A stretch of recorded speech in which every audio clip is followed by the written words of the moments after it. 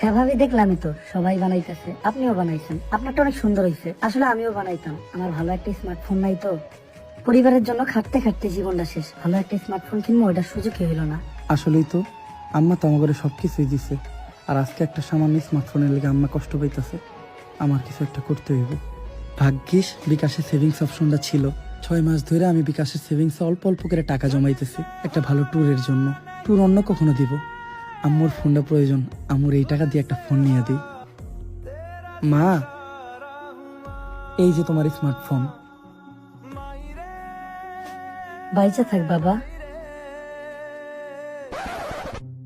কিন্তু আম্মা মোবাইলটা দিয়ে করবোটা কি?